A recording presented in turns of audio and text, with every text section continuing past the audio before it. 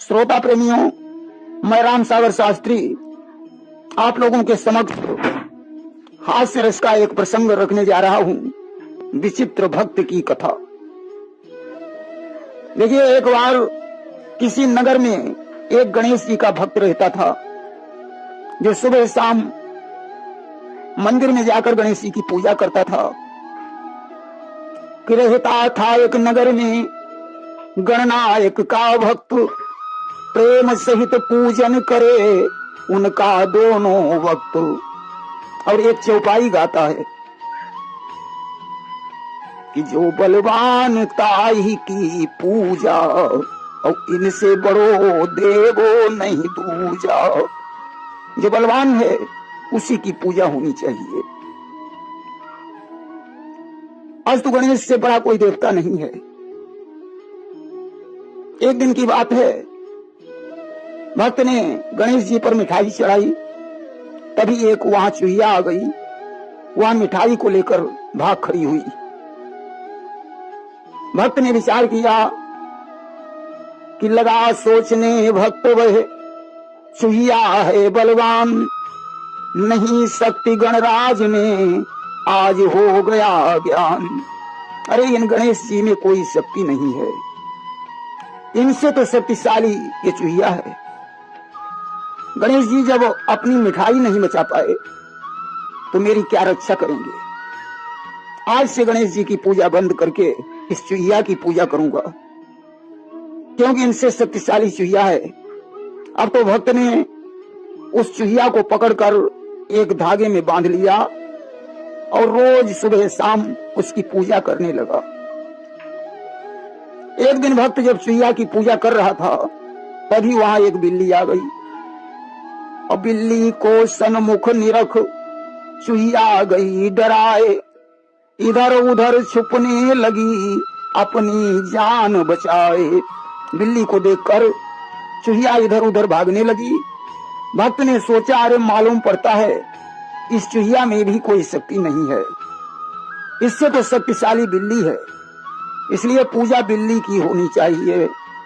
अब तो उसने चूहिया को छोड़ दिया, बिल्ली को पकड़ लिया और सुबह शाम बिल्ली की पूजा करने लगा। एक दिन कुत्ता को देखकर जब बिल्ली भाग खड़ी हुई तो उसने बिल्ली को भगा दिया और सुबह शाम कुत्ता की पूजा करने लगा।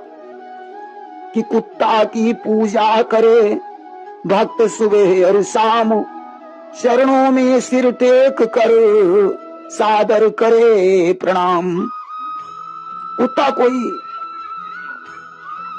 को मिठाई खिलाकर उसके पैर छूने लगा। एक दिन भक्त की घरवाली को कुत्ते पर गुस्सा आ गया और उन्होंने कुत्ते के 2-4 डंडे मारे। अब तो भक्त ने विचार किया, अरे कुत्ते से शक्तिशाली तो मेरी घरवाली है, इसलिए कुत्ते की नहीं घरवाली की पूजा करनी चाहिए। आज तो भक्त अपनी पत्नी की पूजा करने लगा और पत्नी की पूजा करने के बाद आरती करता था। और मालूम कैसे आरती गाता है कि आरती की जय घर वाली की, अति प्रिय सास ससुर साली की। आरती की जय घर वाली की, अति प्रिय सास ससुर साली की। चूहिया बिल्ली कुत्ता हारे, तज गणेश हम शरण तुम्हारे। सागर दो कुल उजियाली की, आरती की जय घरवाली की। आज घरवाली की आरती करने लगा। एक दिन भक्त को अपनी पत्नी पर गुस्सा आ गया, क्रोध आ गया भक्त को। जरा तमाचा खींच, मैं ही तो बलवान हूँ, सोचा आंखें मींच। उसने पत्नी के गाल पर खींचकर एक तमाचा मारा। बाद में विचार किया, अरे घरवाली से अधिक शक्तिशाली तो मैं ही हूँ, इसलिए मेरी पूजा होनी चाहिए। अब तो सुबह शाम पाटा पर बैठकर स्वयं अपनी पूजा करने लगा कि स्वयं पटा पर बैठ कर खाए स्वयं प्रसाद, निज हाथों से पैर छू धरे शीश सहलाद।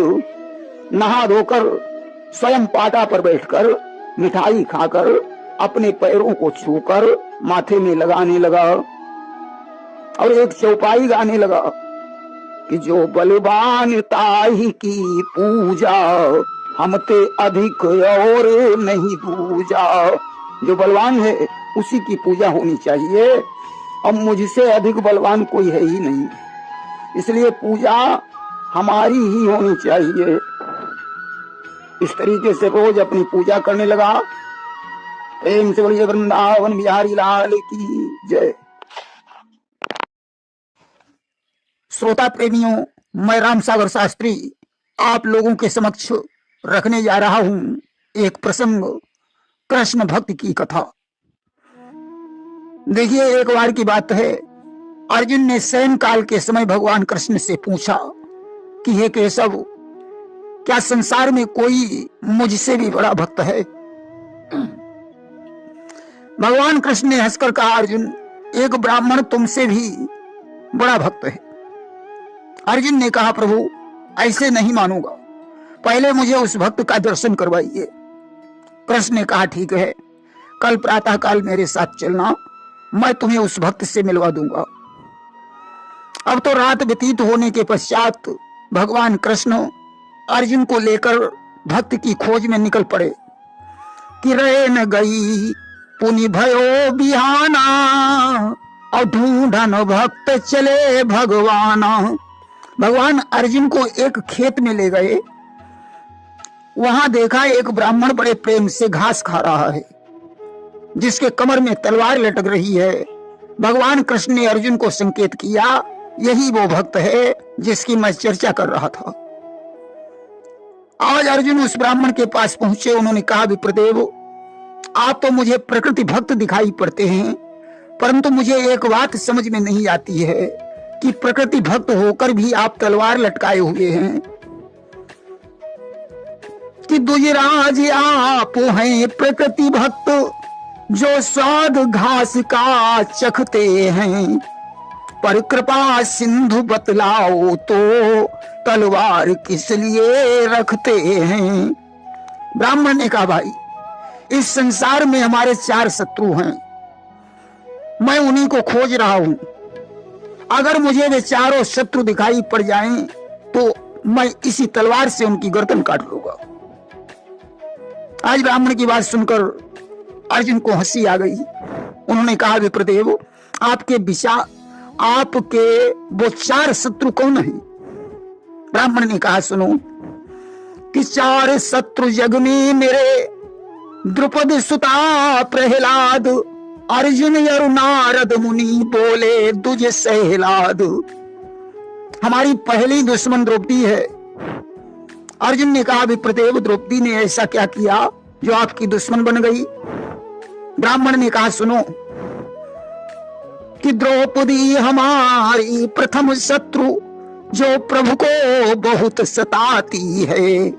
प्रभु आ जाओ, हरि आ जाओ, हरदम ये टेर लगाती है। द्रौपदी ने हमारे कृष्ण को परेशान कर रखा है, हर समय उन्हें बुलाती रहती है, आओ कृष्ण स्नान करो, आओ कृष्ण भोजन करो। भगवान बेचारे दौड़ते दौड़ते परेशान हो जाते हैं। अर्जुन ने कहा, विप्रदेव, अगर द्रौपदी तुम्हें मिल जाए तो क्या करोगे? ब्राह्मण कहने लगा कि द्रौपदी मुझे यदि मिल जाए तो पहले चोटी काटूंगा। दुख पहुंचाया मेरे प्रभु को, मैं बदला एक एक लूंगा। अगर द्रौपदी मुझे मिल जाए तो इस तलवार से मैं पहले उसकी चोटी काट लूंगा। मेरा दूसरा शत्रु प्रहलाद है, जिसने भगवान का सारा सुख चैन नष्ट कर दिया है। कि प्रहलाद दूसरा शत्रु मेरा, जिसने सुख चैन छुड़ाया है। आग से बचा, पानी से बचा, हर घड़ी उन्हें दौड़ाया है। हे प्रभु, मेरी जल से रक्षा करो, हे प्रभु मेरी आग से रक्षा करो। भगवान बेचारे उसके पीछे परेशान हो गए। अर्जुन ने कहा विप्रदेव अगर आपको प्रहलाद मिल जाए तो क्या करोगे? ब्राह्मण ने कहा अगर मुझे प्रहलाद मिल जाए तो इस तलवार से उसकी खोपड़ी फोड़ दूंगा। कि प्रहलाद मुझे यदि मिल जाए तो उसे न जिंदा छोड़ूंगा, तलवार मार करके पहले मैं उसका मस्तक फोड़ूंगा। ब्राह्मण ने कहा मेरा तीसरा शत्रु अर्जुन है, जिसने हमारे प्रभु को सारथी बना दिया। यहां रथ ले चलो, वहां रथ ले चलो। भगवान बेचारे परेशान हो गए कि अर्जुन है तीजा शत्रु मेरा, प्रभु को सारथी बनाया है। बैठने दिया नहीं पल भर भी, दिन रात उन्हें दौड़ाया है। अर्जुन ने कहा विप्रदेव अगर आपको अर्जुन मिल जाए तो क्या करोगे? ब्राह्मण बोला अर्जुन को मैं कठोर दंड दूंगा, मेरी इसी तलवार से वह दुष्ट मारा जाएगा। कि अर्जुन यदि मुझको मिल जाए तो दंड करारा पाएगा, मेरे इन हाथों के द्वारा वह पापी मारा जाएगा। अब तो ब्राह्मण की बात सुनकर अर्जुन को हंसी आ गई। ब्राह्मण ने कहा भाई हंसने की क्या बात है? जो हमारे भगवान का जीना हराम करेगा उसे मैं चैन से कैसे रहने दे सकता हूं? मेरा चौथा शत्रु नारद है, जो भगवान को सोने नहीं देता। कि एक शत्रु हमारा नारद है, श्रीमन नारायण गाता है। सोने नहीं देता पल भर भी, प्रभु को दिन रात जगाता है। रात दिन श्रीमन नारायण नारायण वीणा पर गाता ही रहता है। भगवान बेचारे सो भी नहीं पाते। अर्जुन ने कहा विप्रदेव अगर तुम्हें नारद मुनि मिल जाए तो क्या करोगे? ब्राह्मण ने कहा अगर मुझे नारद मिल जाए तो इसी तलवार से उनकी जीभ काट लूंगा। कि यदि नारद मुझको मिल जाए तो उन्हें कठोर दंड दूंगा, श्रीमन नारायण कहने के बदले में जीभ काट लूंगा। आज ब्राह्मण के वचनों को सुनकर अर्जुन ने कहा धन्य है भक्तराज, भगवान के प्रति तुम्हारा प्रेम दर्शनीय है। कि हंस कर अर्जुन ने कहा वाह वाह बलवान, भक्ति भक्त की देख कर मगन हुए भगवान। आज उस ब्राह्मण की भक्ति को देखकर भगवान बड़े प्रसन्न हुए। अर्जुन से बोले अर्जुन तुमने अपनी आंखों से देख लिया कि हमारा भक्त हमें कितना चाहता है। जो हमारे सुख चैन की चिंता में हमारे भक्तों को भी शत्रु समझ रहा है, इसलिए यह भक्त सभी भक्तों से बड़ा है। प्रेम से बोलिए वृंदावन बिहारी लाल की जय। सज्जनों, मैं आप लोगों के समक्ष एक दृष्टांत रखने जा रहा हूं। कृष्ण भक्त एक दिन की बात है, अर्जुन ने भगवान से पूछा कि हे कृष्ण मुझसे बड़ा कोई भक्त है? अर्जुन ने भगवान से पूछा सोते वक्त ये सब मुझसे भी बड़ा है क्या कोई भक्त? भगवान कृष्ण कहने लगे अर्जुन हाँ तुमसे बहुत बड़ा भक्त है। कि भगवान कृष्ण हंस कर बोले यह भी संदेह मिटा दूंगा, तुमसे भी बड़ा भक्त अर्जुन चलना तुमको दिखला दूंगा। तुमसे बड़ा एक भक्त है, चलना मैं तुम्हें उसे दिखाऊंगा। अर्जुन को लेकर चले कृष्ण भक्त के पास। देखा दूध खा रहा है बड़े प्रेम से घास। देखा एक ब्राह्मण बड़े प्रेम के साथ घास खा रहा है। तलवार कमर में लटक रही, खाता वो घास ब्रह्मज्ञानी। जाकर समीप उस ब्राह्मण के अर्जुन यों बोल उठे वाणी।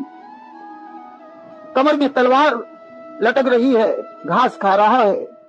आज उस ब्राह्मण के पास अर्जुन पहुंचे और बोले कि दुजराज आप हैं प्रकृति भक्त जो स्वाद घास का चखते हैं, पर कृपा सिंधु बतलाओ तो तलवार किस लिए रखते हैं?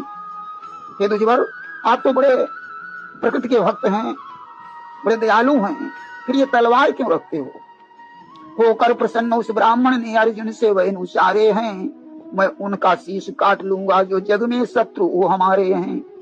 मेरे 4 शत्रु हैं, मेरे नहीं हैं तो वो भगवान के, लेकिन मैं जब वो भगवान के शत्रु हैं तो मैं उन्हें अपना शत्रु ही समझता हूं कि 4 शत्रु जग में मेरे।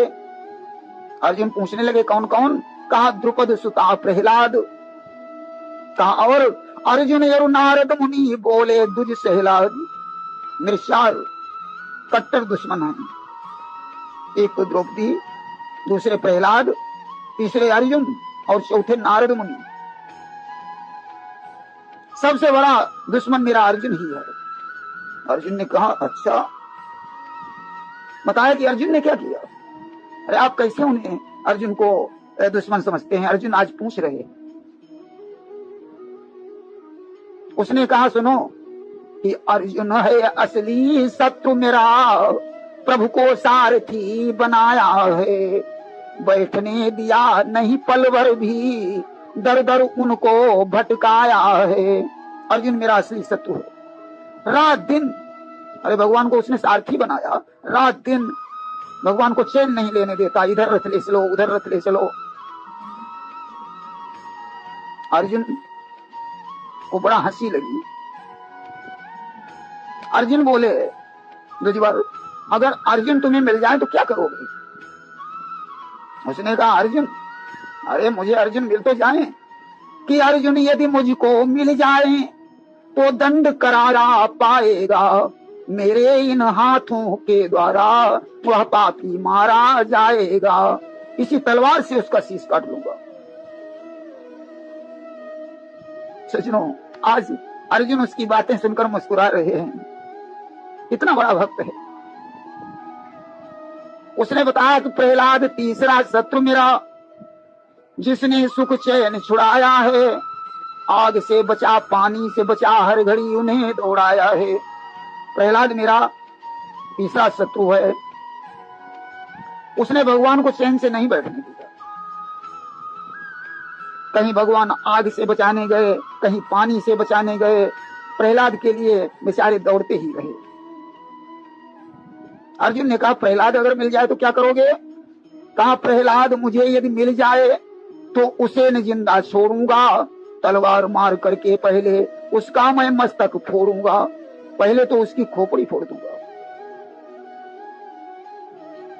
कहा एक शत्रु हमारा नारद है, श्रीमन नारायण गाता है, सोने नहीं देता है, पल भर प्रभु को दिन रात जगाता है। एक दुश्मन हमारा नारद है, जो श्रीमन नारायण नारायण करता रहता है, भगवान को सोने नहीं देता। अर्जुन ने कहा यदि नारद मिल जाए तो क्या करोगे? कहा यदि नारद मुझको मिल जाए तो उसे कठोर दंड दूंगा, श्रीमन नारायण कहने के बदले में जीभ काट लूंगा। नारद मिल जाए तो उनकी जीभ ही काट लूंगा, उनकी वीणा छीन लूंगा। अर्जुन मुस्कुरा रहे हैं। कहा एक शत्रु मेरी द्रौपदी है, कि द्रौपदी हमारी दुश्मन है, जो उनको बहुत सताती है। प्रभु आ जाओ, हरि आ जाओ, हरदम ये टेर लगाती है। द्रौपदी तो हर समय बुलाती ही रहती है, आओ कृष्ण भोजन कर लो, आओ कृष्ण स्नान कर लो। भगवान दौड़ते दौड़ते थक जाते हैं। कहा अगर द्रौपदी मिल जाए तो क्या करोगे भक्तराज? कहा द्रौपदी मुझे यदि मिल जाए तो पहले चोटी काटूंगा, दुख पहुंचाया मेरे प्रभु को मैं बदला एक एक लूंगा। द्रौपदी मिल जाए तो उसकी चोटी काट लूंगा। हंसकर अर्जुन ने कहा वाह वाह बलवान, भक्ति भक्त की देख कर मगन हुए भगवान। अर्जुन बड़ा हंसे कि धन्य है बलवान विप्र। भगवान मुस्कुराए। भगवान ने कहा अर्जुन देख लिया मेरा भक्त, अरे मुझे कितना चाहता है। अर्जुन ने कहा सही बात। प्रेम चलिए भक्त और उसके भगवान की जय। श्रोता प्रेमियों, मैं राम सागर शास्त्री आप लोगों के समक्ष रखने जा रहा हूं एक प्रसंग, हास्य दृष्टांत। एक बार एक पतिव्रता स्त्री धान कूट रही थी। उसी समय उसका पति आ गया। उसने पानी मांगा। पतिव्रता ने मूसल ऊपर फेंक दिया और अपने पति को पानी दिया। तब तक उसके सतीत्व के बल पर वह मूसल ऊपर ही लटका रहा। पानी देने के बाद मूसल स्वयं उसके हाथ में आ गया और वह फिर से धान कूटने लगी। ये करिश्मा उसकी पड़ोसन देख रही थी। उसने उस स्त्री से पूछा, बहन मूसल कैसे लटक गया? स्त्री ने कहा, यह पातिव्रत धर्म की शक्ति है। पड़ोसन बोली, पातिव्रत धर्म क्या होता है? स्त्री बोली, पति की सेवा करना ही पातिव्रत धर्म है। उसने कहा, आज से मैं पतिव्रता बनूंगी। उसने अपने पति की एक दिन खूब सेवा की और पति से बोली, सुनो, कल सवेरे जब हम धान कूटने बैठे तो तुम हमसे पानी मांगना। पति ने कहा, ठीक है। सवेरा हुआ, पत्नी धान कूटने बैठी। पति आया, उसने पानी मांगा। पत्नी ने एकदम मूसल को ऊपर फेंका और देखने लगी कि देखे मूसल ऊपर रुका या नहीं रुका। मूसल ठीक उसकी नाक पर गिरा, नाक फूट गई। उसने गुस्से में मूसल को उठाया और 2-4 मूसल अपने पति के पीठ पर मारे। बोली, अरे तुम में तनिक भी सत्य नहीं जो मूसल ऊपर रुक जाता। एक बार एक ऊंट वाला जा रहा था। एक बुढ़िया ने ऊंट वाले को रोककर कहा, बेटा मुझे ऊंट पर बिठा लो। ऊंट वाला रुक गया।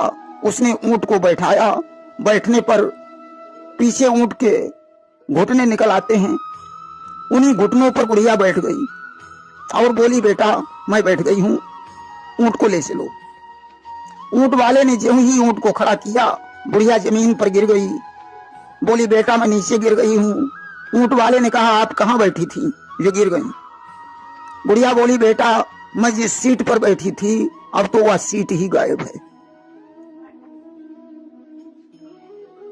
देखिए, हमारी माताओं बहनों में एक दूसरे की नकल करने की आदत होती है। एक माता जी के बेटे की शादी हुई, घर पर बहू आई। उन्होंने जल्दी जल्दी दरवाजा खोला, बहू का स्वागत करने के लिए बाहर निकली तो धोखे में एक बिल्ली दरवाजे में दबकर मर गई। माता जी ने चुपके से वह बिल्ली उठाई और फेंकने के लिए गई। बहू की नजर पड़ गई। उसने सोचा शायद यह भी कोई दस्तूर होता होगा। जब बहू आती है तो उसे उतारने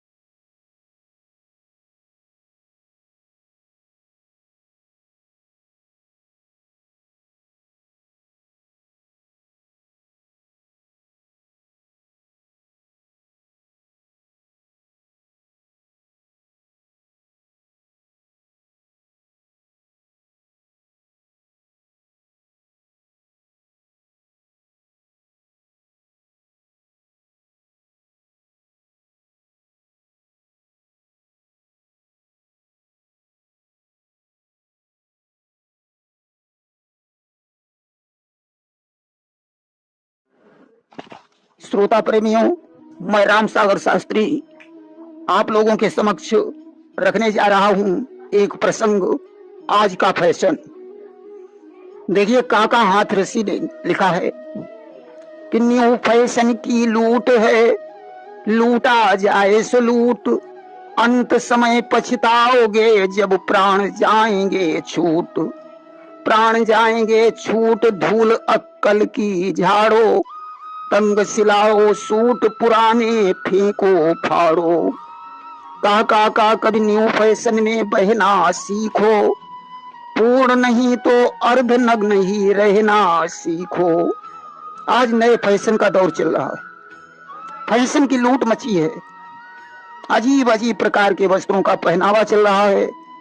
पहले हमारे देश का पहनावा पूरा होता था, आज कपड़े छोटे हो रहे, लोग एक दूसरे के फैशन की नकल कर रहे हैं कि कुर्ती चिपकी बदन में, चुस्त हुई सलवार, पैंट पैजामा रो पड़े लहंगा खाए पछार। लहंगा खाए पछार सिसकते सारी जम्फर, उड़कर कहे कमीज मुसीबत आई हम पर। काका कभी बूढ़ी चादर चुनरी बोली, जीना है बेकार मार दो मुझको गोली। आज पुराने फैशन के कपड़े रो रहे, साड़ी का भी जमाना समाप्त हो रहा है, कमीज देखने को नहीं मिल रही है, चुनरी चादर दुपट्टे का जमाना समाप्त हो गया है। एक कवि ने लिखा है कि फैशन का है ठाठ निराला, सर के बाल हैं खुले हुए, लंबी कोटी पैंट शर्ट में सर पे टमाटर बंधे हुए। आज कुछ स्त्रियां बाल नहीं बांध रही हैं, खुले बालों का फैशन चल रहा है, स्त्रियां अपने बाल कटवा रही हैं, ब्यूटी पार्लर की दुकानें बड़ी तेजी से बढ़ रही हैं। एक बार की बात है, मैं ट्रेन से यात्रा कर रहा था, ट्रेन में बड़ी भीड़ थी, खड़े खड़े यात्रा करनी पड़ रही थी। पास में एक देवी जी खड़ी हुई थी, धोखे से मेरा हाथ उनके जूड़े पर पड़ गया। देवी जी जूड़े में एक टमाटर बांधे हुए थी, हाथ पड़ने से टमाटर फूट गया। देवी जी ने गुस्से में मुझसे कहा, दिखाई नहीं पड़ता, तुमने मेरा श्रृंगार खराब कर दिया। मैंने कहा, मुझे क्या मालूम तुम्हारी खोपड़ी पर सब्जी मंडी रखी है। सजनों, बड़ा अजीब फैशन चल रहा है। महाभारत में एक प्रसंग आया है, जिस समय शांत दूत बनकर भगवान कृष्ण दुर्योधन के पास जा रहे थे, उसी समय वहां द्रौपदी आ गई, सिर के बाल खुले हुए हैं। उसने कृष्ण से कहा, भैया जा तो रहे हो, मगर जिस काम से जा रहे हो उसका सिद्ध होना मुश्किल है। द्रौपदी बोली कि खुले बालों को मेरे श्याम सुंदर देखते जाओ, खिंचा कौरव सभा में जो वो अंबर देखते जाओ। उधर कौरव सभा और इस तरफ है लाज कृष्णा की, कहाँ जाते जरा ठहरो, ठहर कर देखते जाओ। और ऐसा ही हुआ। जिस समय कृष्ण ने दुर्योधन से जाकर कहा कि तुम पांडवों को 5 गांव रहने के लिए दे दीजिए, तो दुर्योधन बोला, कृष्ण 5 गांव की तो बात ही छोड़ो, मैं सुई की नोक के बराबर भी भूमि बिना युद्ध किए नहीं दे सकता हूं। कृष्ण वापस लौट आए। एक कवि ने लिखा है कि क्या बताएं जमाने की हालत, बिना पैसे के फैशन नहीं है। क्या बताएं जमाने की हालत, बिना पैसे के फैशन नहीं है। कपड़े पहने हुए टेरी कट के, बाल रखे हुए हिप्पी कट के, जेब में हाथ डाला तो देखा पान खाने को पैसे नहीं हैं। लोग सारा पैसा फैशन बनाने में खर्च कर देते हैं, भले ही जेब में पान खाने के लिए पैसे न हो। एक थी रानी जो लक्ष्मीबाई, जिसने अंग्रेजों से की लड़ाई, आजकल का जमाना बताएं, उल्टा पल्ला संभलता नहीं है। रानी लक्ष्मीबाई को देखो, जिसने 23 वर्ष की अवस्था में अंग्रेजों से युद्ध किया। आजकल तो साड़ी का पल्लू ही संभाले नहीं संभल रहा है। सजनों, आज भारत की देवियों को जगाने की जरूरत है। अगर देश की देवियां जाग जाएं तो युग अपने आप बदल जाएगा। एक कवि ने लिखा है कि देवियां देश की जाग जाएं अगर, युग स्वयं ही बदलता चला जाएगा। देवियां जागरण गीत गाएं अगर, युग स्वयं ही बदलता चला जाएगा। वीर संतान से कोख खाली नहीं, गोद में कौन सी शक्ति पाली नहीं। देवियां अपना जौहर दिखाएं अगर, युग स्वयं ही बदलता चला जाएगा। राम कृष्ण को जन्म देने वाली देवियां क्या नहीं कर सकती हैं। दुर्गा और लक्ष्मी हमारी देवियों का ही रूप है। भोजन, फैशन और मनोरंजन, इन तीनों का प्रयोग सोच समझ कर किया जाना चाहिए। अगर भोजन शुद्ध होगा तो बुद्धि शुद्ध होगी, फैशन शुद्ध होगा तो सोच शुद्ध होगी, मनोरंजन शुद्ध होगा तो आपका मन शुद्ध होगा। एक बात और है, इन्हें भले ही आप BA में करा दो, लेकिन गाना उल्टे सीधे ही गाएंगी। हमने इनका एक गाना सुना है कि राख ले महाराज पतिंगा मेरी राख ले। अरे पतिंगा क्या राख लेगा, जो खुद दीपक में अपने ढकने पखने फूंक लेता है। यानी शुद्ध शब्द का ज्ञान नहीं है। शुद्ध शब्द है प्रतिज्ञा और कहती हैं पतिंगा। एक गाना और गाती हैं, जानते हो कौन सा? कि इनमा कौन है नौरंगिया मेरो भैया लागे रे, उनकी बहना है। आगे का शब्द हमसे बोला नहीं जा रहा। अब आप बताओ, इस गाने में अपने को ही गाली दे रही हैं और इन्हें पता भी नहीं चल रहा है कि हम क्या गा रहे हैं। एक बात तो सच है, इन्हें श्रद्धा बहुत होती है, ये श्रद्धा स्वरूपा है। एक घटना मुझे याद आ रही है। श्रावण का महीना था, उस समय सकाहा की पुलिया नहीं बनी थी, सुखेता सूखा था, उसमें पानी बिल्कुल नहीं था। बैलगाड़ी का जमाना था। एक बूढ़ी माताजी बैलगाड़ी से सकाहा जा रही थी, उनके साथ 10-5 देवियां और बैठी हुई थी। माताजी ने ढोलक बजाना शुरू किया और जानते हो क्या गाया? कि भोले दर्शन कैसे होई कि नदिया अगम भरी, भोले दर्शन कैसे होई कि नदिया अगम भरी। गाना गा रही है, नदिया अगम भरी और सुखेता सूखा पड़ा, उसमें पानी ही नहीं। तब तक बैलगाड़ी का एक पहिया डौची में चला गया, बैलगाड़ी पलट गई। माताजी ने ढोलक बजाना बंद नहीं किया, दूसरा गाना गाने लगी कि भोले दर्शन कैसे होई कि लड़िया पलट गई, भोले दर्शन कैसे होई कि लड़िया पलट गई। जैसे तैसे बैलगाड़ी को फिर से जोड़ा गया। माताजी भगवान शंकर के मंदिर में दर्शन करने के लिए पहुंची। एक शीशी में गंगा जल है, हाथ में कुछ बेल पत्र हैं, मंदिर में बड़ी भीड़ है। कि माताजी ने जब भीड़ लखी, उन दूर से शीशी फेंक दई, जा लगी पुजारी के सिर में, लगती ही खोपड़ी फूट गई। माताजी ने मंदिर के गेट से ही वह गंगा जल की शीशी फेंक दी। पुजारी के सिर में शीशी जाकर लगी, उसकी खोपड़ी फूट गई।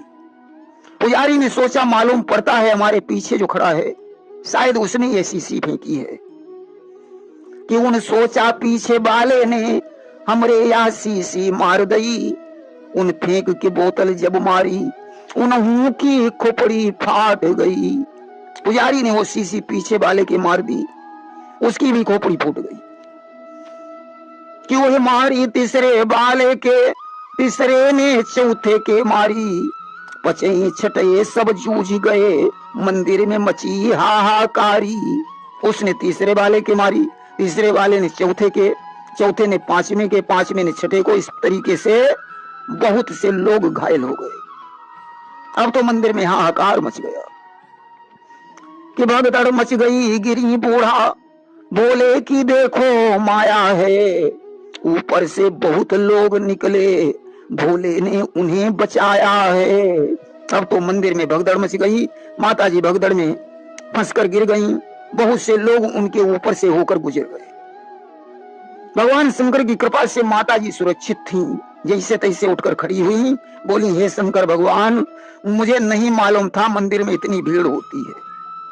आज जैसे तैसे बच गई। अब मैं कभी तुम्हारे दर्शन करने नहीं आऊंगी। अच्छा, स्त्री और पुरुष में बड़ा कौन है? एक बार स्त्री पुरुष में झगड़ा हो गया। स्त्री ने कहा मैं बड़ी हूं, पुरुष बोला मैं बड़ा हूं। दोनों ने ब्रह्मा के समक्ष बड़ा होने का साक्ष्य प्रस्तुत किया कि दो प्रकार की सृष्टि जगत में, एक पुरुष एक नारी। तुम ही फैसला कर दो ब्रह्मन, किसका पल्ला भारी। स्त्री बोली कि मैं ही जग का पालन करती, मैं ही जग की माता। मेरे बिना कहां इस जग में कार्य सफल हो पाता। अर्जुन भीम कर्ण से राणा से मैंने सुत उपजाए। मेरा दुग्ध पान करने को सर्वेश्वर भी आए।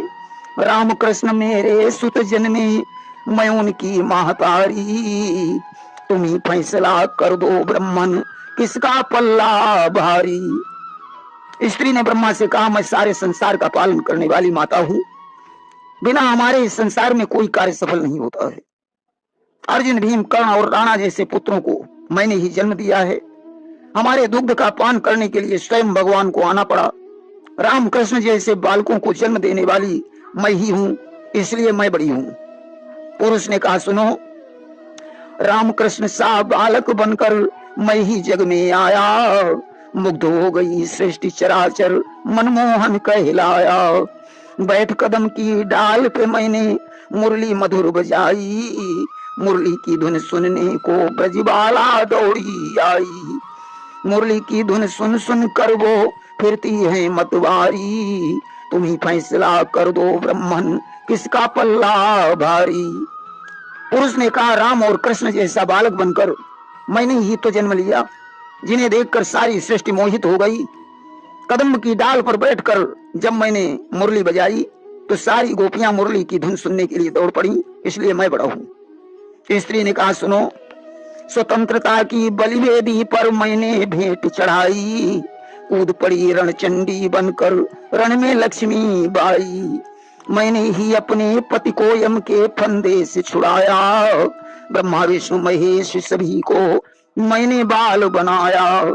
धर काली का रूप सदा देवों की विपदा टारी। तुम ही फैसला कर दो ब्रह्मन, किसका पल्ला भारी। स्त्री ने कहा मैंने लक्ष्मीबाई बनकर अंग्रेजों के साथ युद्ध किया। सावित्री बनकर अपने पति के प्राणों को यमराज से छुड़ा लिया। अनसुईया बनकर ब्रह्मा विष्णु महेश को 6 महीने का बालक बना दिया और काली का रूप धारण करके देवताओं की विपत्ति को दूर किया, इसलिए मैं बड़ी हूं। पुरुष ने कहा सुनो कि मैंने अपने सदा देव से मानव देव बुलाए। मेरे कारण नारायण धर रूप मनुज का आए। मंत्र शक्ति से मैंने पत्थर पानी पे तैराए। मेरे कारण नारायण ले चक्र सुदर्शन आए। सतयुग द्वापर त्रेता कलयुग सब मेरा अगारी। तुम ही फैसला कर दो ब्रह्मन, किसका पल्ला भारी। पुरुष ने कहा मेरी पुकार सुनकर नारायण को पृथ्वी पर आना पड़ा। मैंने मंत्र की शक्ति से पत्थरों को पानी पर तैरा दिया। मेरे कारण नारायण को चक्र सुदर्शन लेकर आना पड़ा। मैं हर युग में आगे रहा हूं, इसलिए मैं बड़ा हूं। आज ब्रह्मा जी ने फैसला किया कि एक दूसरे के बल पर हैं नारी पुरुष बलधारी। नारी पुरुष के सम्मेलन से चलती सृष्टि सारी। जीवन रूपी गाड़ी के नर नारी दोनों पहिए है। यदि शक्ति पुरुष में तो फिर दया नारी में चाहिए। एक दूसरे के पूरक हैं, यही फैसला जारी। तुम ही फैसला कर दो ब्रह्मन, किसका पल्ला भारी। स्त्री पुरुष दोनों एक दूसरे पर निर्भर हैं। स्त्री पुरुष के सम्मेलन से ही सृष्टि चलती है। जीवन रूपी गाड़ी के स्त्री पुरुष दो पहिए हैं। यदि पुरुष शक्तिशाली है तो स्त्री में दया होनी चाहिए। स्त्री और पुरुष दोनों समान हैं। देखिए, इनकी श्रद्धा का एक और उदाहरण प्रस्तुत कर रहा हूं। एक बार की बात है, गंगा नहाने के लिए एक बूढ़ी दादी कुछ युवतियों के साथ बैलगाड़ी में बैठकर जा रही थी। माह का महीना था। अचानक बूंदाबांदी होने लगी। देवियों ने ढोलक उठाई और गाने लगी कि हम कैसे के गंगा नहाई, कि बूंदिया पड़ने लगी, हम कैसे के गंगा नहाई।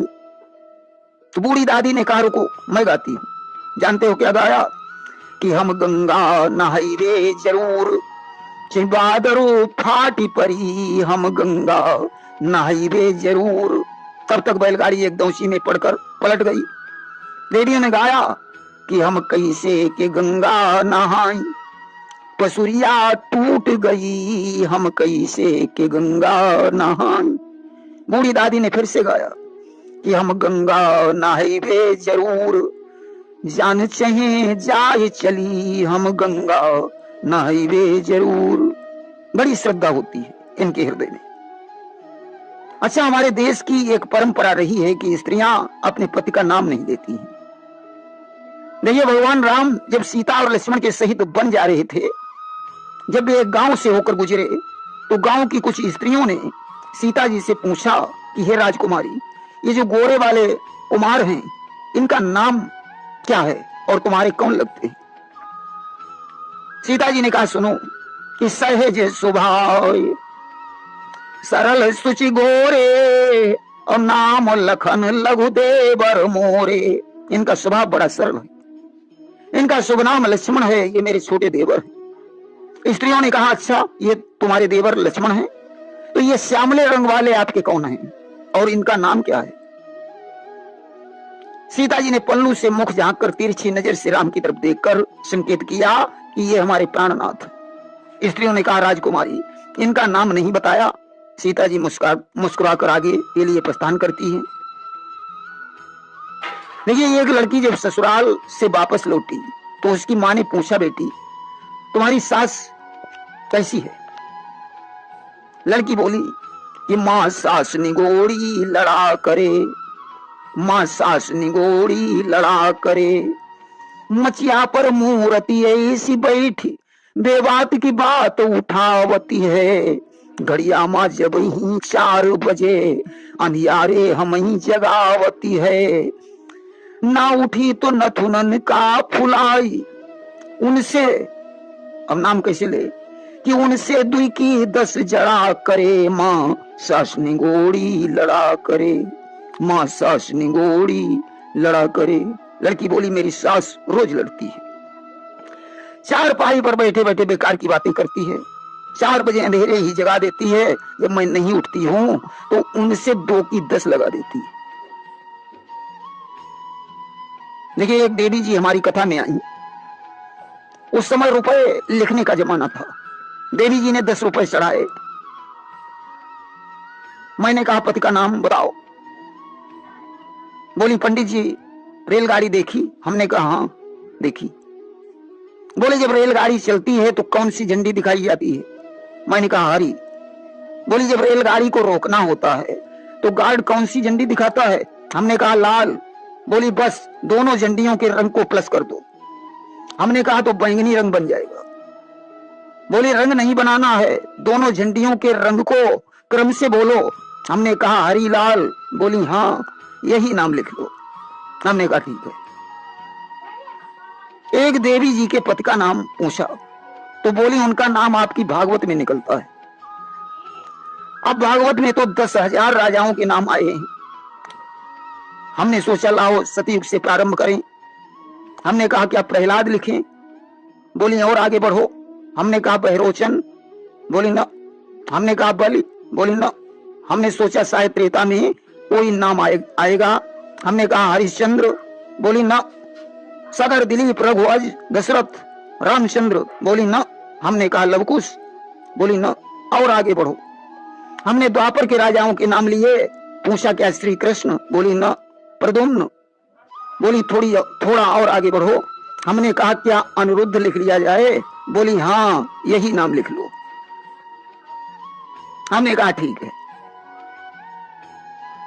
एक बार हमने कथा में श्री राम जय राम बाला संकीर्तन बुलवाया। एक देवी जी बार बार गुस्से की नजर से मेरी तरफ देख रही थी। हमने कहा आप संकीर्तन नहीं बोल रही हैं? बोली कोई दूसरा संकीर्तन नहीं था, यही बुलवाने को रह गया था। मैंने कहा क्यों, इस संकीर्तन से आपको क्या एलर्जी है? बोली बहुत बड़ी एलर्जी है, श्री राम हमारे ससुर का नाम। हमने कहा ठीक है। बोली जयराम हमारे जेठ का नाम है। हमने कहा ठीक। बोली जय जय राम हमारे उनका नाम है। अब बताओ मैं संकीर्तन कैसे बोलूं? अब तो मुझे दूसरा संकीर्तन बुलवाना पड़ा, रघुपति राघव राजा राम पतित पावन सीताराम। एक बार अखंड रामायण के आयोजन में हमने एक संपुट रखा कि दीन दयाल बिरध संभारी हरहु नाथ मम संकट भारी। यजमान का नाम दीन दयाल था। उनकी पत्नी जब संपुट बोलती थी तो कहती थी पप्पू के पापा बिरध संभारी हरहु नाथ मम संकट भारी। हमने कहा आप संपुट शुद्ध नहीं बोल रही हैं। देवी जी ने कहा महाराज आपने संपुट ही ऐसा रखा, अब हम क्या करें? हमारे पतिदेव का नाम दीनदयाल है, मैं उनका नाम भला कैसे ले सकती हूँ? हमने कहा ठीक है। हमारी माताओं बहनों में एक आदत होती है,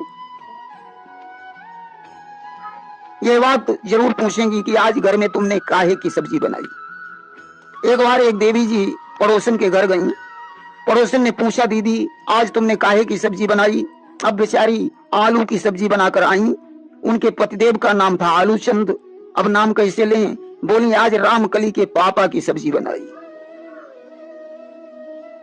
अच्छा, अक्सर खाने पीने के बारे में इनकी बातें ज्यादा होती हैं। पूछेंगी दीदी आज तुम अरहर की दाल रांधाई या उड़द की? जानते हो रांधा क्या जाता है? राजा भानु प्रताप की कथा में एक चौपाई आती है कि विविध मृगन कर आमिष रांधा, मांस रांधा जाता है, दाल रांधी नहीं जाती, दाल बनाई जाती, रोटी पकाई जाती। हमारे बहुत से नवयुवक ससुराल के धन की कामना करते हैं। काका हाथ ऋषि ने लिखा कि समधन पितुधन मातुधन मत दो इन पर ध्यान, जवाबे ससुराल धन सब धन धूर समान, सब धन धूर समान, ध्येय से ऊंचे भागो, मिले लखपति ससुर यही ईश्वर से मांगो। काका कभी दुल्हन हो टेढ़ी या कानी, कर लीजिए स्वीकार नहीं कुछ इसमें हानि। अक्सर आज के नवयुवक दहेज में 4 व्हीलर मांगते हैं। काका हाथ ऋषि ने लिखा कि कार मिली ससुराल में न्यू मॉडल डिसेंट, पहले दिन ही हो गया है भी एक्सीडेंट, उसे वापस कर आए, बदले में एक फर्स्ट क्लास गधा ले आए। काका पूंछ पकड़ कर उल्टे हम बैठेंगे, आगे वो देखेगा पीछे हम देखेंगे। देखो लड़का अगर पढ़ा लिखा है तो बहू भी पढ़ी लिखी होनी चाहिए। काका हाथ ऋषि ने लिखा है कि लड़कऊ बीए पास किहिन, पुतहू का बैरू कहराते, करिया आखरु भैंसी कहीं या शीशा ले दर देखो तो। काका कहते हैं मेरे लड़के ने बीए पास किया और बहू के लिए काला अक्षर भैंस बराबर, इसलिए दोनों में तड़बड़ मचा रहता था। लड़कऊ चले स्नान करे, तब साउन का उन सोप कहा, बहुरे वाली के सूप चली या शीशा ले दर देखो तो। उनका तनिक बाटर लाओ, बहुरेवा पाथर लई आई, इतने मां मचिगा भग मच्छर या शीशा ले दर देखो तो। सब्जी मां कमी नमक देखा, उन अंग्रेजी में साल्ट कहा, बहुरे वाली के शर्ट चली या शीशा ले दर देखो तो। लड़के ने सोप माने साबुन मांगा, बहू ने सूप पकड़ा दिया। लड़के ने वाटर यानी पानी मांगा, बहू ने पाथर सिलबटना पकड़ा दिया। लड़के ने साल्ट मांगा माने नमक, बहू ने शर्ट पकड़ा दिया। इसलिए तड़बड़ मचा रहा। आज अंग्रेजी का जमाना है, दोनों का पढ़ा लिखा होना बहुत जरूरी है। प्रेम से बोलिए वृंदावन बिहारी लाल की जय।